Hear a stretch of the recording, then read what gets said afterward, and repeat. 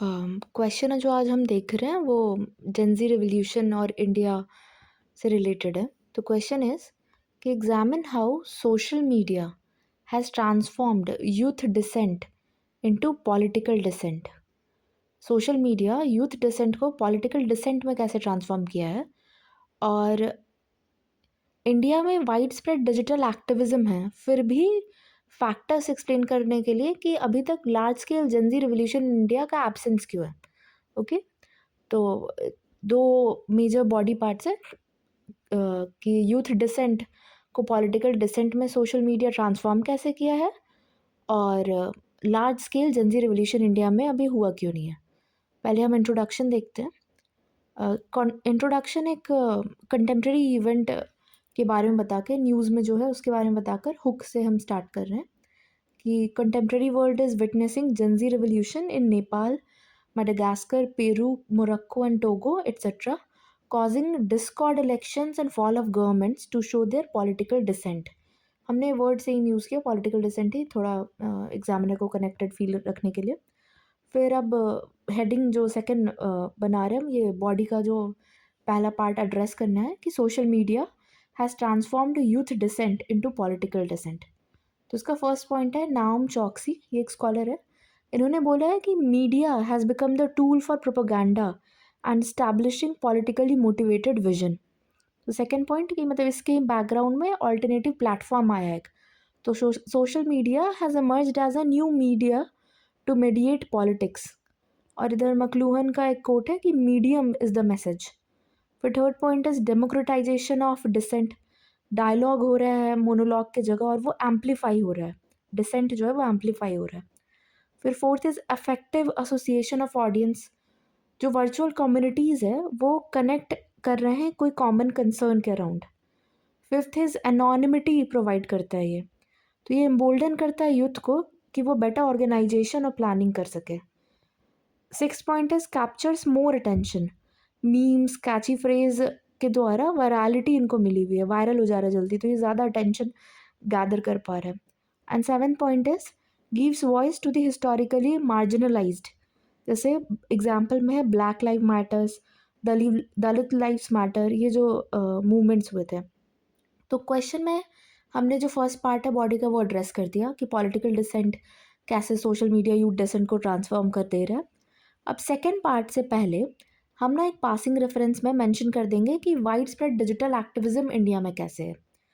तो उसको इधर एड्रेस किया है, हमने कुछ डेटा डाले हैं कि पब्लिक यूथ फोरम्स में ऑनलाइन एक्टिविज्म में 27% यूथ इंगेज है, और 46% यूथ एक्टिवली पार्टिसिपेट करता है एनजीओज, एडवोकेसी ग्रुप और सिटीजन फोरम्स में। ये वाइब रिपोर्ट है।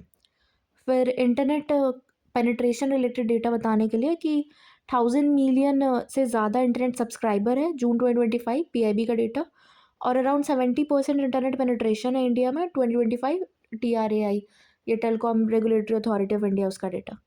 अब जो सेकंड पार्ट है क्वेश्चन का, फिर भी लार्ज स्केल लेवल पे जेंजी रिवोल्यूशन इंडिया में क्यों नहीं हो रहा है, तो उसका एब्सेंस, उसका रीजंस देते हैं। फर्स्ट पॉइंट है स्टेट अडेप्टेबिलिटी। हमारा जो इकोनॉमी और पॉलिटी है वो बेटर है अपने नेबर्स से, तो यूथ अपने हाथ में चीज़ों को ले रखा है, example startup culture. Second is cultural pragmatism. Youth stability को वैल्यू करता है, incremental reforms over confrontation. Third is adaptive democracy. Anger जो रहता है, पॉलिटिकल फ्रस्ट्रेशन या एंगर बिल्डअप जो रहता है पीपल में, वो इंस्टीट्यूशनली अब्जॉर्ब हो जाता है through fair and free and fair regular elections. Fourth point is strong youth support to ruling government.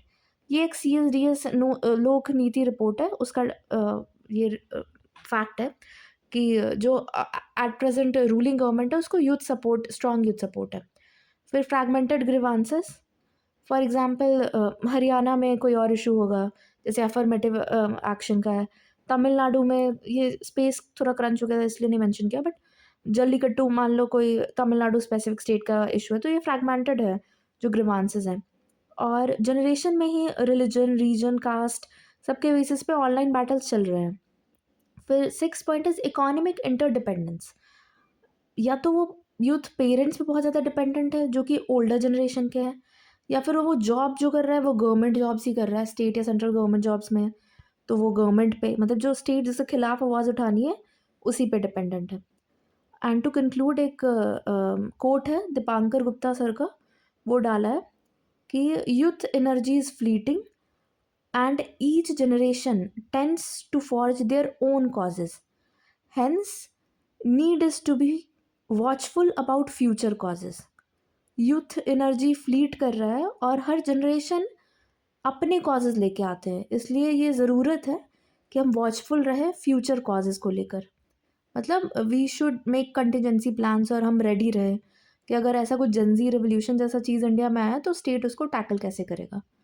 Okay, तो हमने कवर कर लिया। एक इंट्रोडक्शन में डाल दिया जो करंट रेलेवेंस का चीज़ है। फिर बॉडी पार्ट्स जो थे, first youth dissent political dissent कैसे ट्रांसफॉर्म हो रहा है उसको 7 पॉइंट्स में अच्छे से एग्जाम्पल देकर वैल्यू एडिशन के साथ कवर किया। फिर हमने एक पासिंग रेफरेंस में जो wide spread digital activism in India है उस बात को सब्सटैंशिएट किया, और फिर 6 पॉइंट्स देकर हमने ये भी एक्सप्लेन कर दिया कि एब्सेंस क्यों है, और एक कोट के साथ कंक्लूड कर दिया।